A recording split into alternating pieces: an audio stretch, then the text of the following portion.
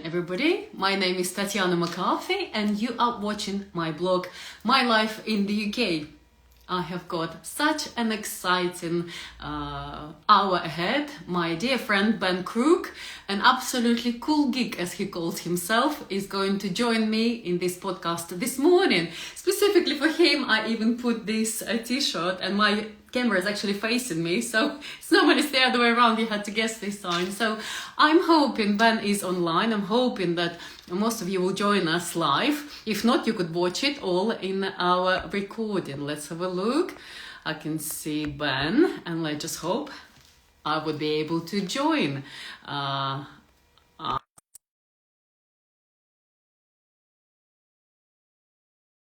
all of you, he is loved by friends, he's loved by the family and all his colleagues and all his geeky friends. Ben, hello darling, how are you? Good morning. Well, you are getting ready. I wanted to show you, look, specifically for you, I put be different. Ah, thank you, very nice. How are you feeling today? I'm excited. It's our second part of the interview. I know, I'm To those who watched tired. it first, it's going to be even more exciting, more interesting, because Ben's life is never boring. I Are just you thought ready I'd to put talk to my us? earpods in. I should have given you more time. Apparently, Ben just woken up because he's been at the concert last night. And Shock please horror. tell us, which concert did you attend last night? Which concert? How was your concert? I saw you on the video that you were standing again by the stage. It was amazing to watch you, by the way. It's a shame you could record more. Yeah, so I went to Brian Adams last night at Margate. So that was good. So I got there, not too bad, 3 o'clock. Got number 27 in the queue, and yeah, so I got front barrier, and that was great. And well, in fact, I got a little Brian Adams treat. Let me get out my wallet. What have you got? Surprises, surprises. Surprise. I should I'm put very my chair higher. underprepared today. Right, I got. Ta-da! What is that? I can't see. Is it like a bed? It's a Brian Adams plectrum for his guitar from this tour. Oh my god! How did she get that? Well, he threw about at various points. He threw some into the crowd, and I was lucky enough to get one of them because I was obviously front row, so it was nice. Yeah. That is brilliant. Only you, Ben. Only you can do this. Exactly, I'll try. Right. Are you going to be running around, or are you going to sit down, I'm going grab your to cup sit of down tea? a second. I'm just going to get my phone on a stand so that it can be a. So This is a good idea. I can use both hands and therefore be less crazy. That's crazy. All right. So, well, whilst we are waiting for you to settle in, hopefully quite a few people will join us to see as well. Hello, Yeah. Mehmet. I could see people are slowly joining. We're actually Yeah. having a live chat with my dear friend Ben Crook. Officially, he's got a very serious profession. Can I mention this? He's a sergeant at the police. So if you ever need outside of this podcast, you could always call for the help directly to Ben. But we're not going to talk about this today. We're going to talk about Ben's incredible hobbies and interests. Are you settled for the questions? Because I want to ask you from the start, Ben. I'm settled. Perfect. You sound like you have got a bit of an accent, she says. Sounds like you have not lived here all your life. Did you come from a different area? When did you move to Kent? Please tell us more about your childhood. Well, I think I've lost my Birmingham accent. So I moved to Kent I'll show my age now, 1988, when I was 7. So for people who know the Birmingham accent, it's quite a distinctive, strong one. I won't even do an impression of one because if my dad sees this, he will have a go at me because I'm not very good at accents. People who know me, I'm not very good at accents. But yeah, so I lost the accent. So did my sister. We don't ever really go back there, to be honest. But my sister and family live in Brighton area on the south coast. But yeah, so I moved here when I was 7 for a better life by the seaside. So yeah, I suppose there's lots of things we started so many conversations last time, didn't we? We spoke about a bit about Man United. Covered a lot, didn't we? We've got a lot of different topics to recover and redo and stuff. So I made a little list today of things that we could talk about potentially, just in case we forget. or So get have I. distracted. I've got the whole list Yeah. in here. Yes. So anyway, so we started talking. You moved here. You have got a sister. You said you've been participating, sorry, in lots of sports activities that didn't really catch your heart, apart from the football as a fan. Yes, we have to. Sorry, I interrupted I you. didn't say anything, on. I was listening. I said, look. We're both Man United, yeah, exactly. Yeah. With Euro coming up, we have to speak. Who do you think is gonna win? It's got to be France, hasn't it? It's gonna, because I'm patriotic through and through, but England haven't got a defence, so we're pretty much gonna get battered. And to lose to Iceland with a pretty much full strength team out the other night wasn't very good. And France are looking good. You never know about Germany, Italy, Spain, Portugal, Holland, but realistically, France, they've got a good defence, good attack, good midfield. So yeah, they'll win.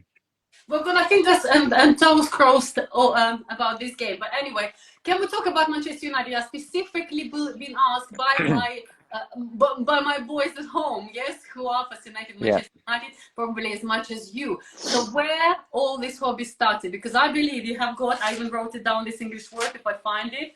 You've got. You're a massive fan of Manchester United.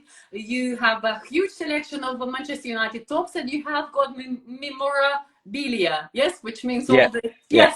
yes. When it all started, and what are your thoughts about their manager that he's staying and he Yeah, well, this time? so it's interesting. So last time, I think we did what it was the Monday, the 1st of May, or if it was the 31st of April, I don't know. But we did Monday after Take That concert, and now we're doing Friday after a Bryan Adams concert. And in between that time, Yeah. I've done lots of things. I've done 2 more Take That concerts, which have been epic. I've done several Alyssa Bonagura concerts, which we'll get onto Alyssa later on, and they've been epic as well. Man United won the FA Cup against Manchester City, which no one saw coming at all. And then the whole talk in the week leading up to the FA Cup final was who's going to replace Erik ten Hag, who, he's going to get sacked. He's going to get sacked just after the game or the day after the game. And announced yesterday he's going to keep his job. They probably can't afford to pay him off £6 million every time they get rid of their managers. That's my opinion. Do you think? Yeah, that as well. And Man United did sack a previous Dutch manager, Louis van Gaal, in 2016 after he won the FA Cup. But yeah, I'm shocked, because my biggest thing with Man United, as your partner Jason will say, is that the players don't seem to try. They don't run around. They don't have any effort. In the FA Cup final, they did. Now, I don't think Eric's a bad man or bad manager. I just don't think he's got enough talent to take the team to the next level. A lot of the players, I think, just predominantly nowadays, they're not men. They're boys. They're lazy. They're happy to get 200 grand a week and go, oh well, we'll eat, sleep, repeat, and we'll get better next week. Like Luke Shaw's a classic. Everyone thinks he's a great left back. He's not. I personally think he's a very average left back. And we're gonna thank you for your opinion. We're gonna let the professionals decide. We're gonna watch the game, because every day is a different channel. Tonight they're gonna start. Let's just pray that Scotland's gonna do well, Germany, etc. Talking about the boys, you actually went to. Let's just come back, rewind a little bit our conversation. Yeah. Let's come back. You went to the boys' school. What was your opinion on that? Would you? Oh yeah. So it's a weird one, because I went to a grammar school for boys, and in Kent we have 11 plus still. I don't think they have 11 plus or test of that age, and I can only speak from my experiences. I don't want to offend anyone who doesn't do that or doesn't like that system. For me, in society, like, there's a big thing going on now in politics about cutting. My school wasn't privately funded, but there are schools out there that are privately funded that get tax reliefs.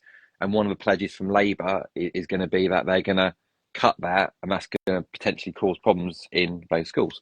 But that aside, I went to an all-boys school, and I quite like that, because I mentioned it last time about, people take the mickey out of me for liking take that at a boys' school, but we you don't get distracted then by girls, and they joined us at 16, and I liked that setup. But then someone said to me many years ago, "What other part of society are you separated from females?" Mm-hmm. And I get that, but I think being teenagers is really a difficult and challenging time for them. So actually, you do act differently around the opposite sex 9 times out of 10 because there's that those hormones are going on and stuff. So for me, it was fine. I never had a problem integrating with females later on. In terms of we'd still see them at train stations and walk to school and stuff, and there's a sister school nearby. But yeah, for me it was fine. But and also having that separation of having the 11 plus slot and then not. So you are up for having the 11 plus class? I'm up for having it because Mm-hmm. if you've got a classroom full of 30 people Mm-hmm. and say 29 of them want to get on and learn, Mm-hmm. that's good for the Yeah. 29. If you're a class full of 30 people and 15 or 10 people in there don't want to learn and are Mm-hmm. going to be disruptive, that means more people's learning is going to be affected. I agree with you because I came from obviously Siberia, from Russia, and we always had to take the exams. Our education was, I would say, considerably stronger to the grammar schools level. I'm only from my experience when I came to this country at the time. I had 15-year-old stepdaughter, and what I studied at the age of 10, they were Mm. studying at the age of 15. Now I'm a mom of teenager myself. I can see that I would rather be kids, as you say, taking 11 class, going, the kids who wants to study, they go to Mm. grammar schools, and the ones who just want to do well in life. This is a joke, by the way. Yeah. Then they can go to different schools. By the way, the schools today is the last day for them, isn't it? For a lot of Oh, is it? the I lose children, track. yes, for going to college and stuff. Yeah, so it's my daughter's last day at school. They're all tearful, etc. She keeps messaging me. I'll try to avoid worries. Oh. Talking about education, you went to university. We've covered that topic, but Mm. we never found out, because for normal person, when you go to university, you don't know how to cook, you don't know how Mm. to iron. Normal person just learns on the job. How did you had different experience? Come on, tell us. You were completely So, different. so, so people who know me now know that I'm a very independent man and I'm very good at most things. Uh, you know what? Maybe my mum and dad were too nice to me because at 18, I'd never ironed. These people don't shoot me for that, but yeah, I'd never ironed, and I remember having crash course ironing with my mum before, and I hadn't Of really course. hadn't, yeah, literally, and I'd never really cooked much either. So again, I learned, and my friends at university, my roommates and stuff, would always abuse my cooking. Not that they were any good cooks, but they would just abuse some of my cooking. And I was like, well, I'm trying, I'm getting better, and yeah, so it was funny. But obviously now, see, people think I do my cooking with Ben thing because I want to be a cook. I don't want to be a cook. I just literally did it. I started it because I was at home alone and just I wanted to make my music that I like, and I just might tell people because I've got so many friends across the world. We said in the last interview, I've got friends who I've met through fandoms, who I've met through the School of English that I worked at. So you haven't got time to check in with everyone. So if I just do a little video saying, "Hey, I've been doing this X, Y, and Z this week," and That's why I'm everybody promoting my is music, watching your lives all the time when you're cooking and talking, which I yeah. absolutely love. So now we are on the topic of yourself. Tell me three positive things about yourself and what is Ben like at home. So what we want to know more about you. Well, not interesting, but I love to sleep. And I think I've got a sleep disease called sleepitis. Honestly, I could see and you. it takes You're not over. awake yet. It takes over me. Yeah.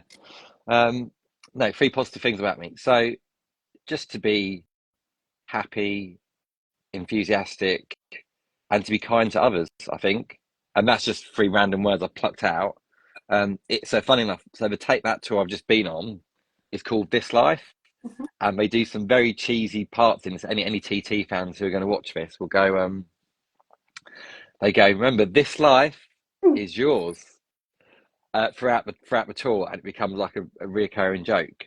And actually, yeah, this life is yours, and only you can make this life yours. And I often say to friends, you got to be in it to win it. You got to make your own chances. Uh, and yeah, so you can only enjoy this life if you choose to enjoy this life. If you choose to sit at home, be miserable, don't get out, don't speak to friends. Look, so many circumstances can affect what you can do, whether it be some mental health issues you have, whether it be money issues or other dramas. Look, we all have dramas going on in our lives. I have some dramas going on in my life at the moment, which you know about, which we won't discuss, which is, can be annoying and frustrating, but you carry on and you got to enjoy this life, because if not, I could die tomorrow, and I'd be quite sad about that because I wouldn't be here. I'm sure I'll some be other quite sad people. about that. You won't be, Yeah, because you wouldn't even know. But you've lived a fantastic life. That's what you told me, and yeah. not once. And this is what. Hopefully, you have no regrets. And talking about no regrets, I know that you must have had a childhood dream. And was it one of your dreams to travel around the world? Well, no, not really. Actually, I have done that, but I suppose, like every kid's dream, you want to play at Wembley, don't you, and score a goal for England as a football fan, and something that again I think I've mentioned to you before, but not on here. It's really strange, my sister and I. So we are both super, super competitive human beings. Mum and dad are just laid back. They're not competitive. So, when I moved to Kent, I'd never played sport. So I got into Man United, going back to our earlier tangent. So my friend at junior school, James, he's not on social media, but his sister Claire is. So she'll probably see this. But uh, he supported a team called Man United, Right. as you know. Yeah. And because Brian Robson and Mark Hughes, But the Tatiana, yeah, were playing for Man United. So I got into Man United in 1988 through him, and then the rest is history. But so then I started playing football, and that's how I then started playing for the local team, Margate. Then over years, I've carried on playing football afterwards. I played for like a work five-a-side and some other five-a-side teams and 11-a-side ones at work. Had a couple of knee injuries. right. I snapped my anterior cruciate ligament, Oh my god. which is quite a severe injury. I did it in Canada, playing football for my girlfriend's brother-in-law's team, and that was quite painful because I had this 50-50 challenge, which I won. Well, it was more like 80-20 in my favour. I won it, but this big Canadian chap came in sort of two-footed, and I sort of limped off the pitch, and it was. I was like, oh, big hand. Then the coach was saying to me, I can't do a Canadian accent. I won't try and insult any Canadians out there. But he was saying, are you okay to go back on after half time? I was running up and down, yeah, I'll be okay. And my leg felt a bit loose. So I'm Oh 5 minutes into the second half, and I go to take a throw in like this. And then as I turned and pivoted, my knee just popped, and I my heard it like pop. And it was, for anyone who's had that injury or any similar knee injuries, it's the worst injury ever. So, um, yeah, and then so it was 8 months till surgery, because uh, the NHS is great, but it was, even back then, it was a series of delay in chambers. This is 2013, so it's got 11 years ago now.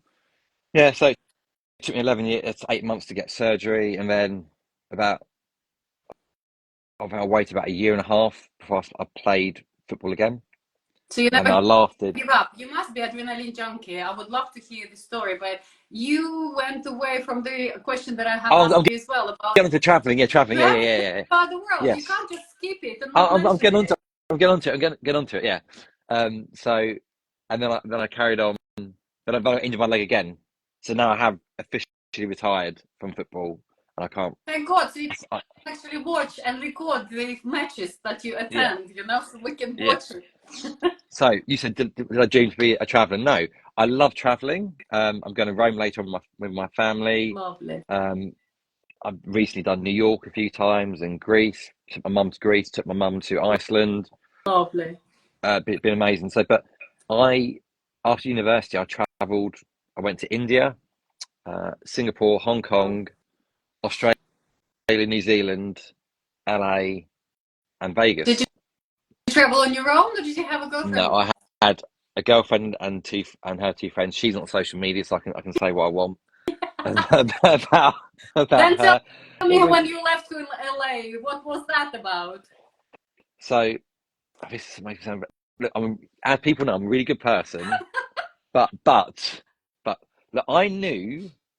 And put yourselves in my shoes as a 22-year-old. Yeah. What do you do when you're on a 5-month traveling trip with someone, and perhaps you know that this is it, it's over? Like, it's very awkward Yeah. to get away from that situation. You've all got the same flights booked, and of course, all your money, and especially as a 22-year-old, is you're not going to go. Oh, I'm going to go and pay hundreds of change my flights. Yeah.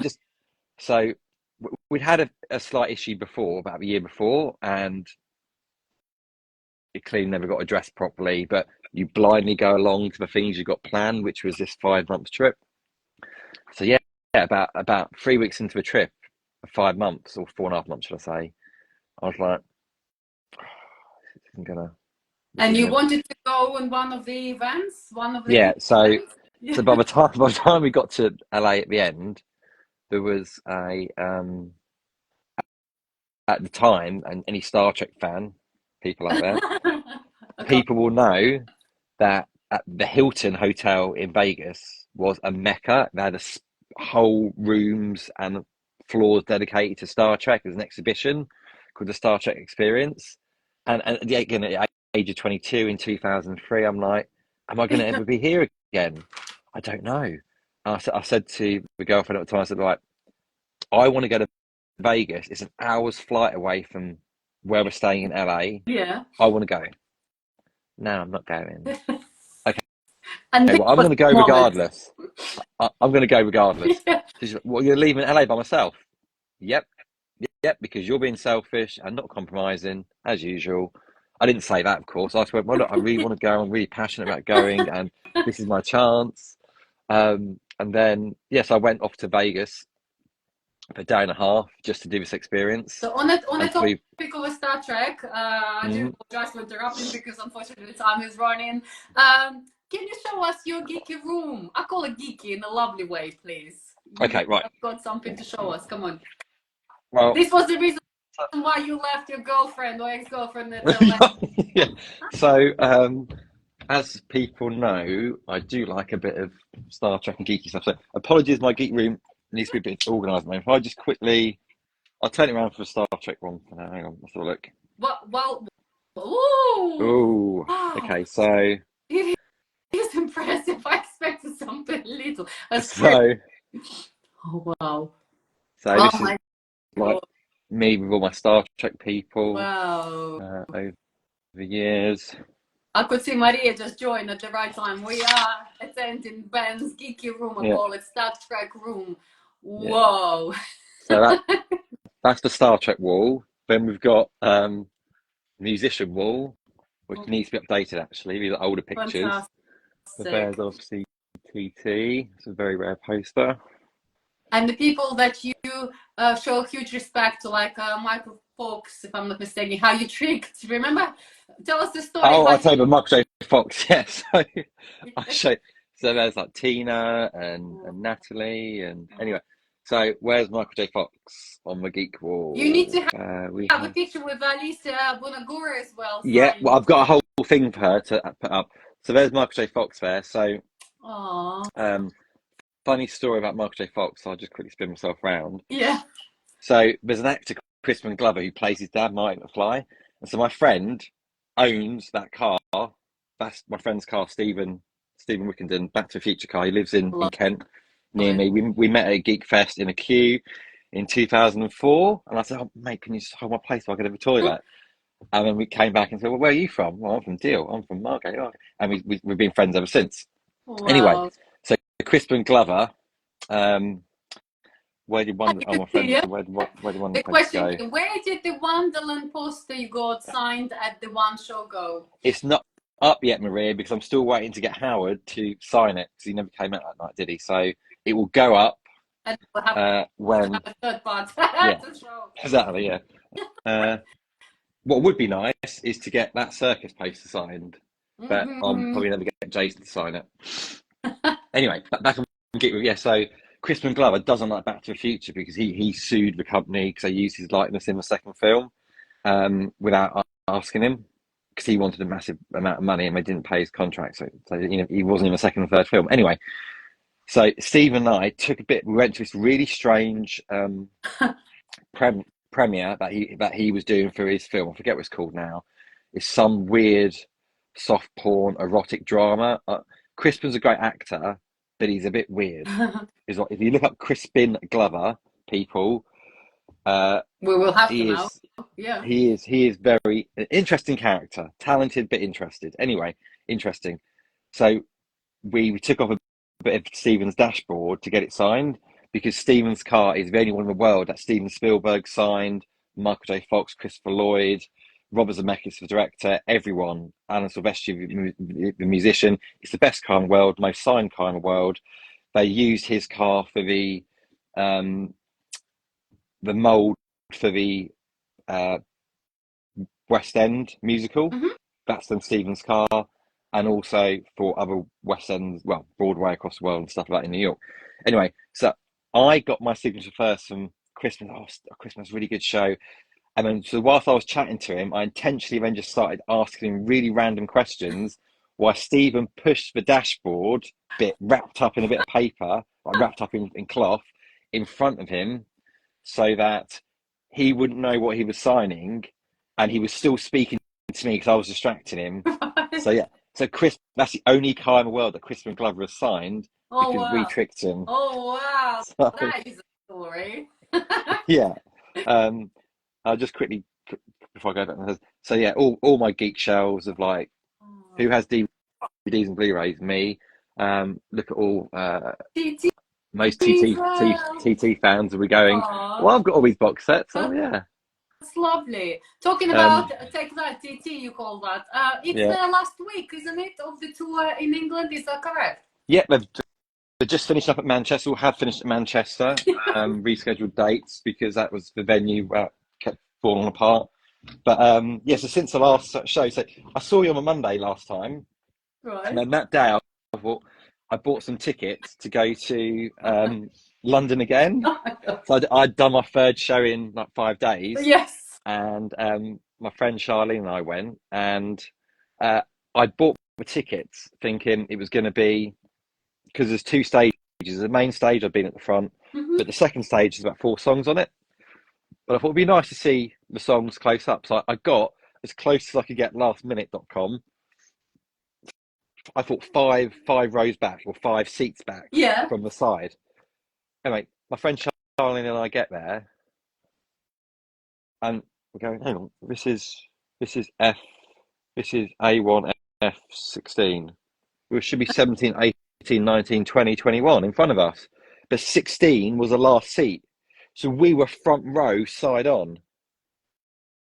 And so I was So like, no, you there stayed were, there. there were 5 people back. So basically, the seating plan I bought online was wrong, and the seats didn't exist. So what everyone thought was a 6 seat back was a first seat back. So we were front row, and it was amazing. So that was a great night. And then again, craziness. I slept out. We went to Southampton Football Stadium, one of the football arena ones, and to get home the queue, you've got to sleep outside overnight. So I slept out overnight. That's pure Uh, madness. No, you seven, haven't slept. You said you've been talking most of the night.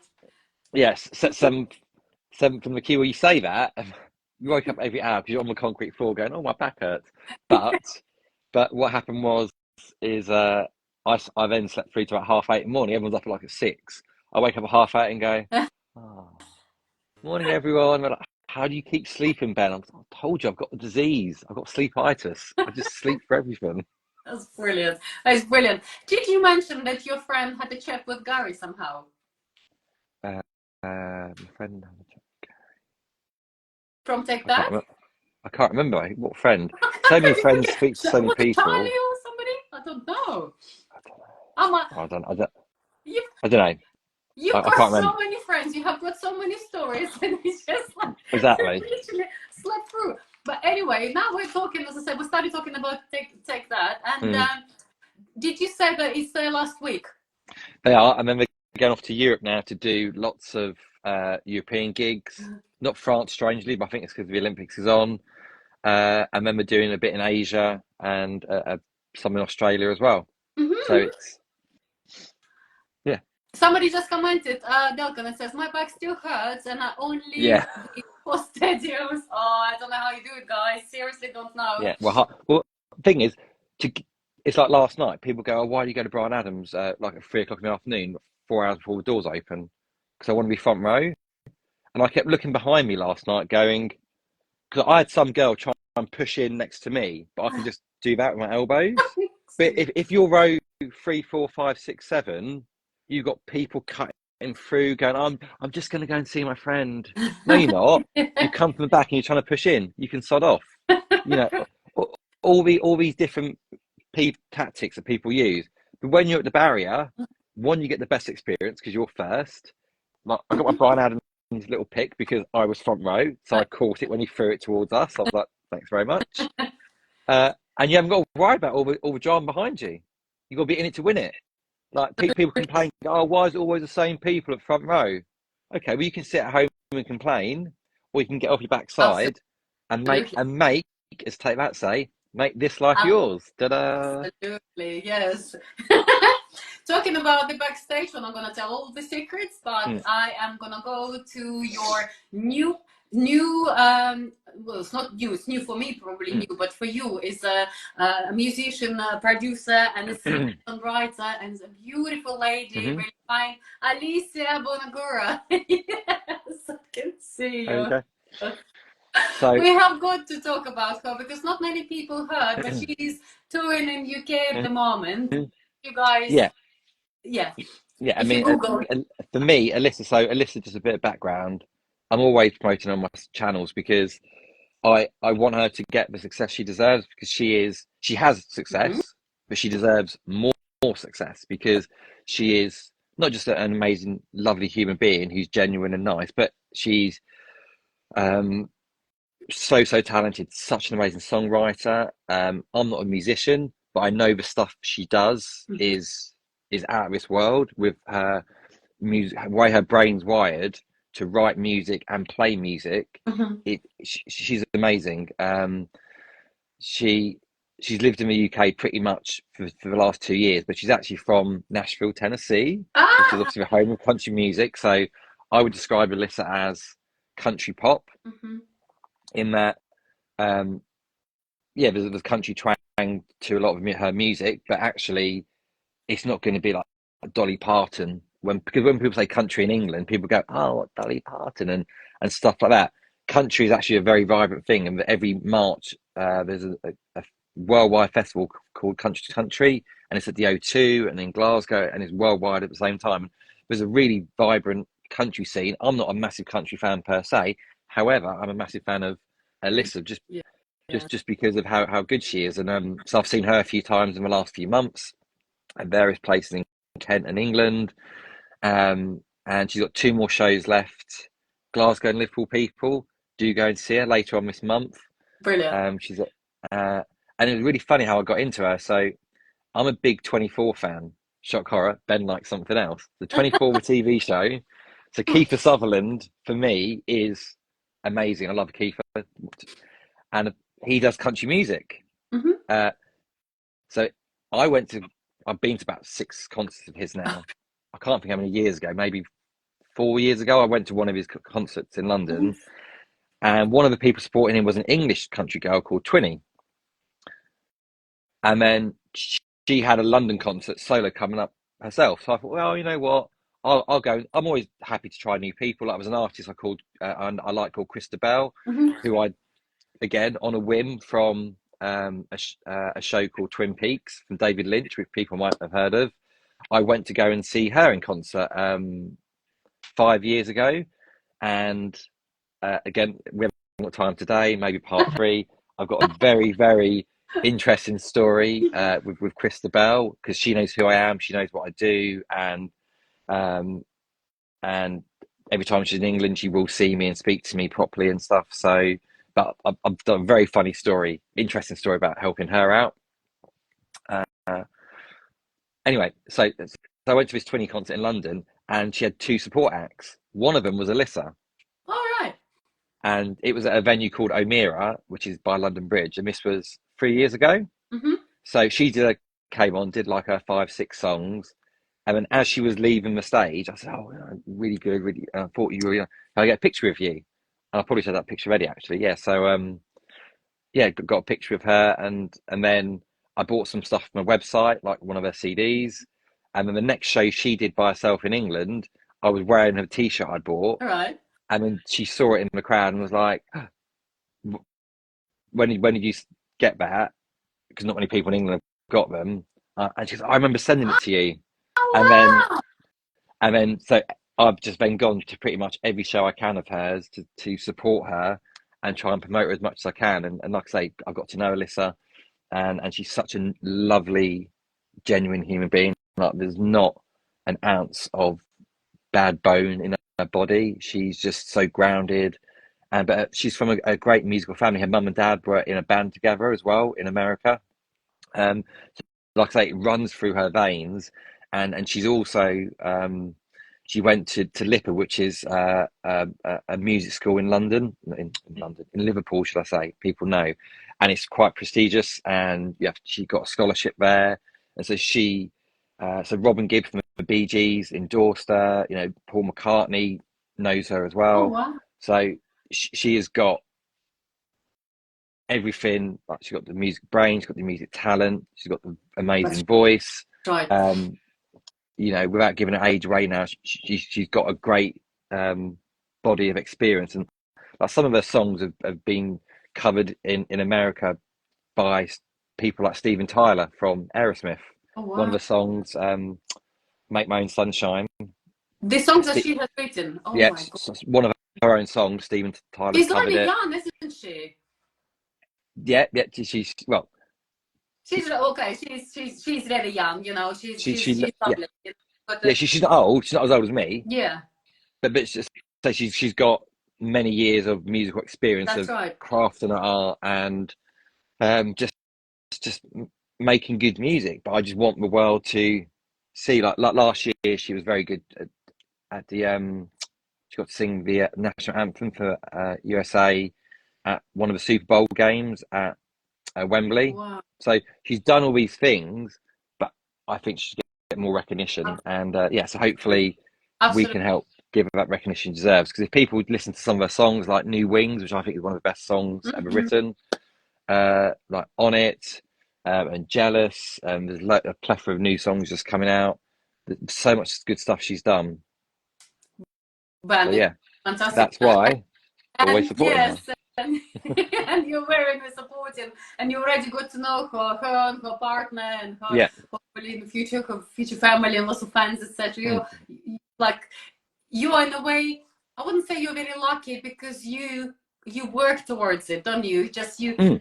you make all this effort to go and meet these incredible people, and you're becoming part of them, which is brilliant.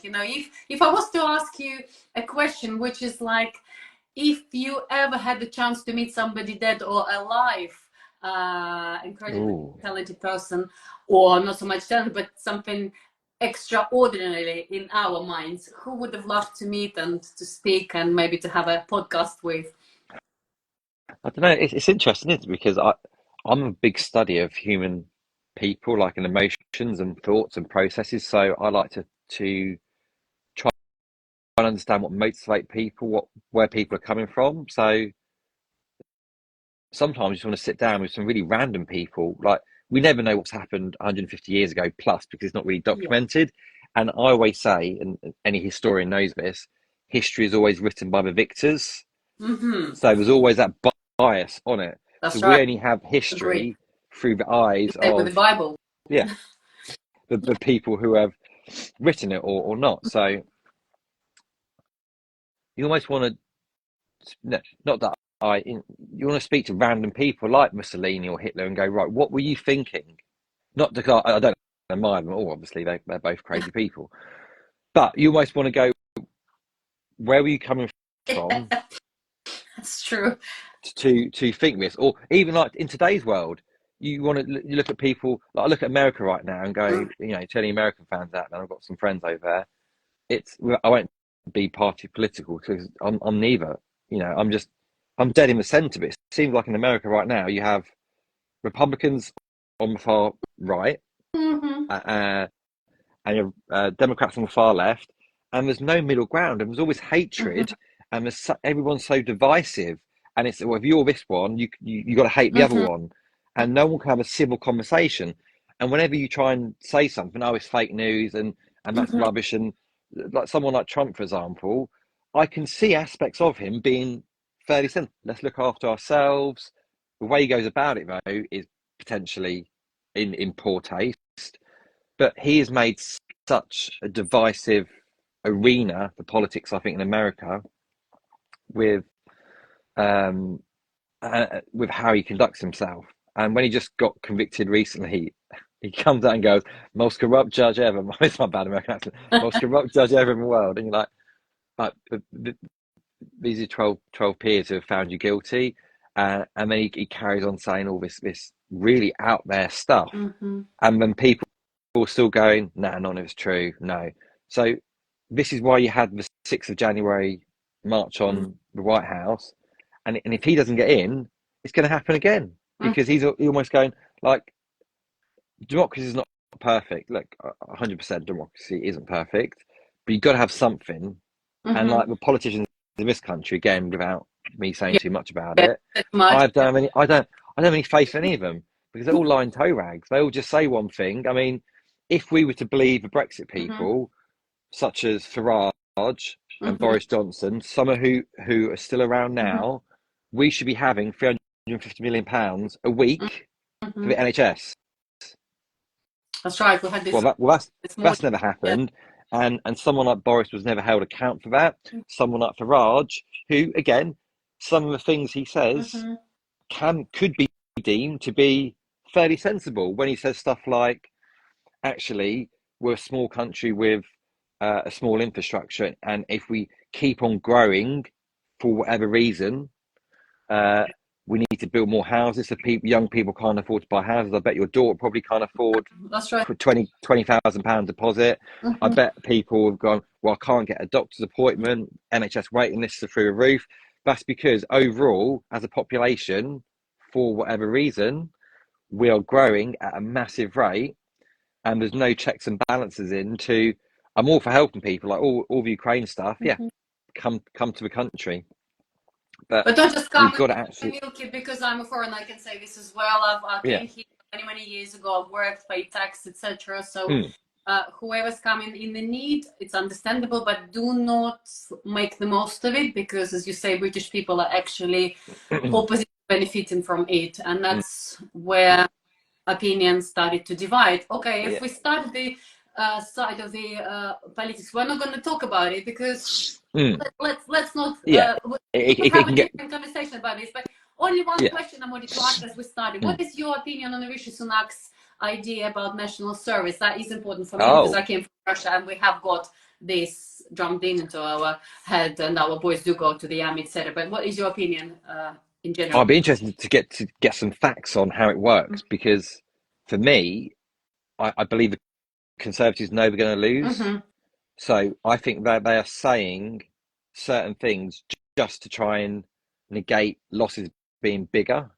So if they say things that could be deemed to be popular, but they've got no real plan to ever do it, because I think, we have national service, we're going to okay, but the actual infrastructure needed would be immense. And if you're saying it's only a year conscription, bear in mind, you've got to go to school now at 18. So we say, 18 to 19, when some people may want to go straight to university, it's like, no, actually, stop learning your education. You now have to go and do this for a year. They're giving the choice, aren't they? They're giving them to actually help out the society once a month, which I think this is not about. So national service to me is something different.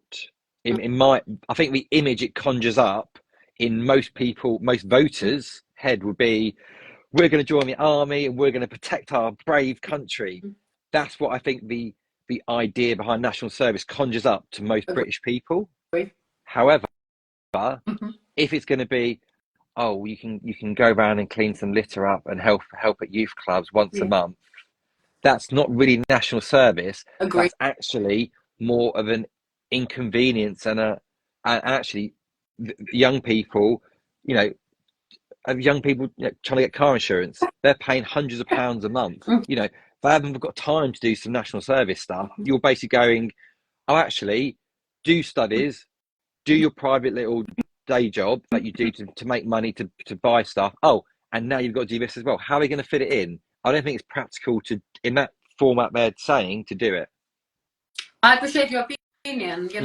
I'm just interested what others would be thinking. But we can't be talking about including the politics in our hour. But what I do think, though, is that well, I'll give you an example. I don't mind talking about this, so you can't really see it now. But I can't think. Was it after I spoke to you? So after I spoke to you last time, I stopped some shoplifters in the shop. Oh, wow. I won't say anything else because it'll be ongoing. But basically, I got whacked around my head. Four teenagers, and they used a basket and. Were you off duty? Because bear in mind, do not know that you're a police sergeant. Yeah. Oh wow, you're off duty. And so that those people for me, they're the sort of people who need some rules and regulation in life. That is why I'm actually up for this national service, to be honest. They have to have the structure. They have to go. They have to listen to, obey, etc. To learn respect. Outside, not working, claiming the money from the government, getting the free house, etc. I disagree with this. But the difference between, like, if I was at 18 or 21 and was told, right, you now need to go and do national service for a year, well, like for me, that means I am going to be taken away out of my life to help the army, help the navy, do something. They just need to put the structure more into this. But there needs to be, actually, is it a full-time job? Or if it's going to be, oh yeah, you help out at a youth club once a month in your community. That to me is a national service. That's an irritant and annoyance. Because nothing's going to be, the things that we want, i.e. people to be taught respect, manners and stuff like that, that's not going to happen if you are just helping out at a club or, doing that. To actually have a character change, you need to be taken out of the environment you're in. You need to be actually taught. And for me, this is what I always say about naughty kids, if you've committed 20, 30, 40 crimes and you're a teenager, right, whether it's not your parents' fault or your foster carer's fault or not their fault, this kid's got behavioural issues. Absolutely. And if we don't intervene with them as a human being, then actually they're just going to continue to drain society and never achieve anything. I've spoken to many people in my life throughout my career and try to understand, like I said, I try and understand people's motivations and why we do that. So I've said to people who are 30-year heroin users at 45 years old, aren't you tired of running around and looking over your shoulder, stealing from shops and doing this? And the thing is though, Ben, it's like too much like hard work. And so are they get any punishment for it? Well, that's the thing. The criminal justice system in Britain perpetuates itself and just goes round in a circle. There's no break to that cycle. So what I personally would do is you try and give people structure, because all these people can and will contribute. They've got brains; they can contribute to society. Exactly. But you need to give people confidence to be able to do that. So, for example, if I went to that, there's a class structure always in England, though. If I was going to House of Commons tomorrow and say, right, here's Ben's ideas, I've got some really good ideas, I will get looked down upon like a piece of something on someone's shoe because I didn't go to Eton, because I didn't go to private public school, and because I don't speak with a posh accent. So the verse is better, I would say. You're a Monday. So exactly. However, so for someone who might have come from a less fortunate background than myself, who I would say is working middle class, effectively, who might have had some substance or addiction issues over the years, they feel like they're a failure ultimately that's the thing that drives them. It's bitterness, it's resentment, it's taking away the pain, which is why they do the substance abuse. However, if you give them structure, they can and will achieve something. So it's like, okay, you're going to be like in a prison house together, and you're going to help as a community, help each other, clean it, grow stuff, do stuff, make stuff. But the thing what happens in England, people get arrested, people go to prison, people get released Mm-hmm. homeless, people then go and take drugs again within 2 seconds, they get arrested. Mm-hmm. There's no break to that No, cycle. absolutely. And And because nowadays, and because sorry, it and, would be- and, become like, because, because you give people freedom mm-hmm. to go, well, okay, we'll release you. Well, humans are sheep. And if you give those sheep freedom, they're just going to run for the gate. You need to Mm-hmm. give them a bit of a tighter rein so that they don't go straight back to drugs, and show them they can contribute. So what I would do is go, right, okay, what I'm going to do, I'm going to pay you some Mm-hmm. money if you clean up litter, if you clean up graffiti. So you make your community better. We always talk about community in England, but if you make community better by getting people who are part of it to contribute to it, Mm-hmm. and that also goes for the same for people who are able-bodied, who can work, Mm-hmm. who just sit at home going, well, no point me working because I'll just sit here, take drugs, and have all my shiny new Mm-hmm. things and get paid from the government. There's no motivation for them to go out and work. This is such a great opinion, to be honest, and I will make sure that I'm going to show it to my daughter and to her teenage friends, especially at the end of our interview, because it's so important to have this purpose in life, to wake up first thing in the morning and have actually a structural future. And this is where we started at the beginning of our Mm. conversation: 11 plus all the exams to thrive, to get better in Yeah. life, etc. Instead of leaving, I still blame the government, to be honest, too soft in England. That's why everybody comes here, including myself, probably. Yes. To finish it, to summarize it all, Yeah. uh, with your biography, you've done the skydive, I don't know, flying lessons. Oh yeah. Did dodge the question. I did dodge the question. Yeah. So when I was traveling, Yeah. did loads of crazy stuff. Skydiving. I'd recommend that tomorrow. Bungee jumps. I didn't go to what's known as Ayers Rock. People know it as. I wish I'd done that. But I will one day go back to Australia and New Zealand and see those places again. But yeah, do a skydive tomorrow, people. It's amazing. There's another greater feeling than Agree. falling out at the sky. Brilliant. Yeah.